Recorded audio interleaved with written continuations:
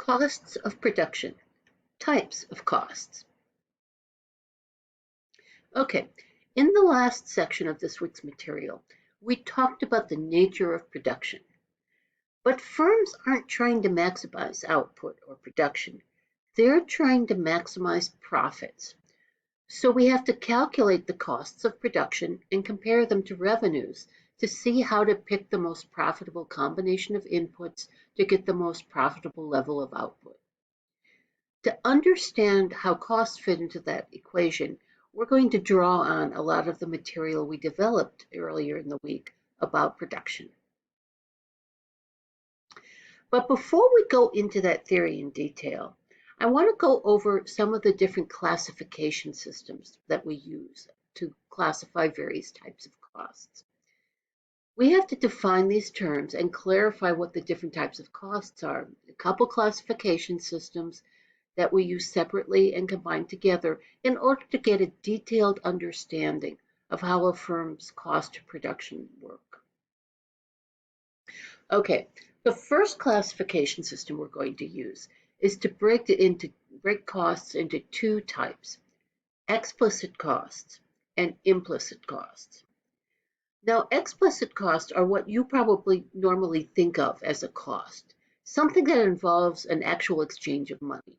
You have to pay workers, you have to buy materials, you have to pay rent, you have to do something like that. Implicit costs, though, don't involve monetary payments. They come from some other sources of costs that the firm faces.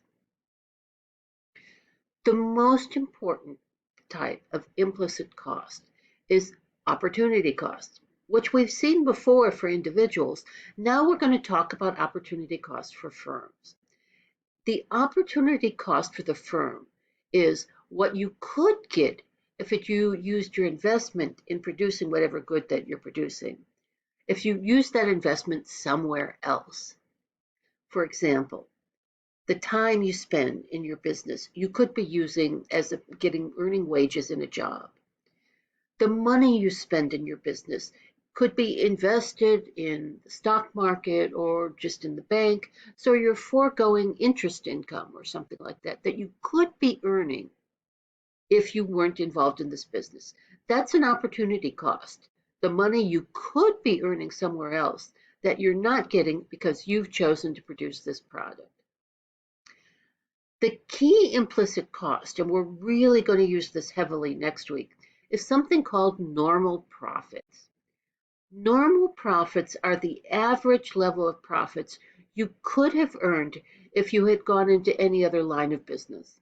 I apologize for the typo on this slide there. The idea here is you're producing a good, but you could have gone into producing any other kind of good or service. And there's sort of an average across those businesses. So if you didn't choose to be in this business, whether it's making pizzas or repairing automobiles or something like that, you could be earning the sort of average profits that the rest of the economy is getting.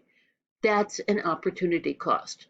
By choosing one line of business, you're foregoing the profits you could be earning in other lines of business, and especially in sort of the average over the whole economy.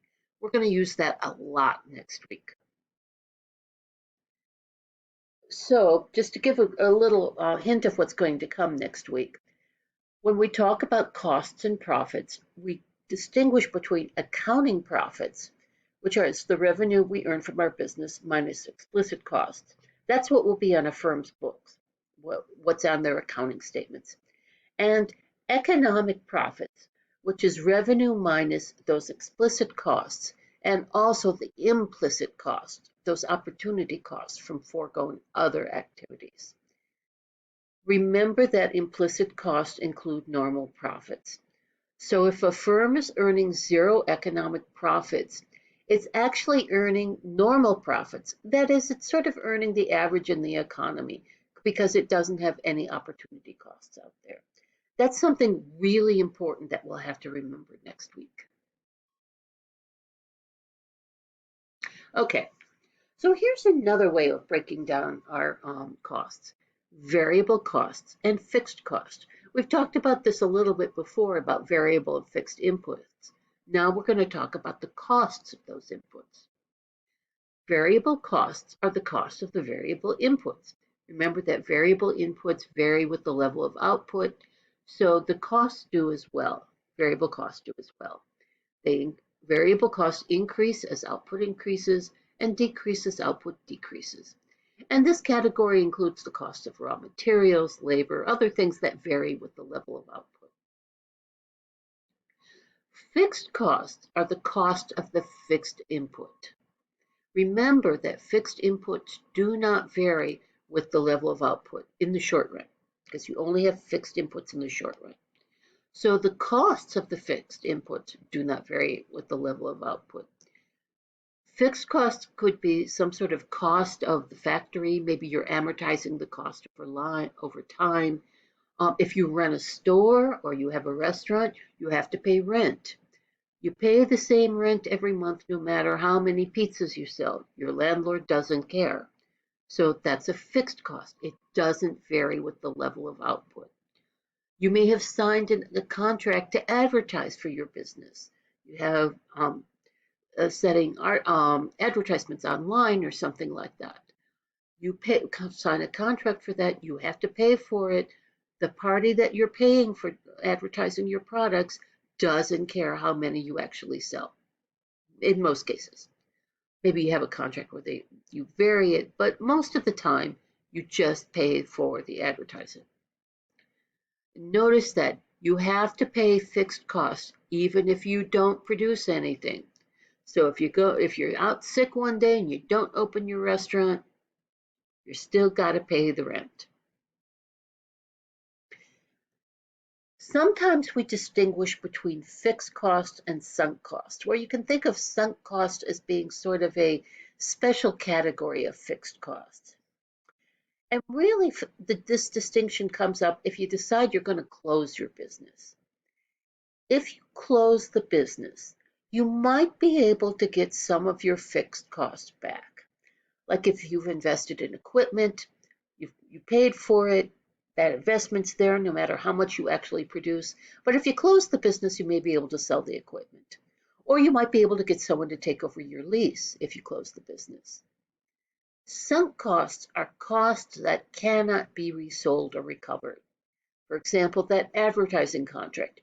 You contracted for the advertising, they're going to expect you to pay. Even if you close the business, you're still responsible for making those payments. So advertising is a sunk cost. The factory that you built probably isn't because you'll probably be able to resell it. So we're going to use that again next week as well, this difference between fixed and sunk costs. Okay, and once again, we're going to talk about short run and long run, which is related to the fixed versus variable costs. In the long run, all costs are variable. So in the long run, you can vary the size of your factory, just like we discussed in the last section. So the cost of expanding the factory will be part of your variable cost. In the long run, all costs are variable. In the short run, the fixed costs are truly fixed. You're stuck with the size factory that you've built, and that's just it. So the costs that are the same no matter what level of output you produce. So now we've talked about implicit and explicit, fixed and variable, and long run and short run costs. We'll use those a lot and combine all those categories together through the rest of the lecture.